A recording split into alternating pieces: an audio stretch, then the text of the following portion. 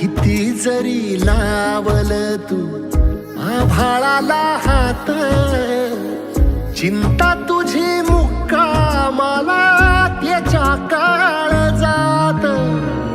वाचतेच्या डोळ्यातली कधी कासाविशी, तुझ्या पायी राबानवी हाय त्याची खुशीर, हाय त्याची खुशी.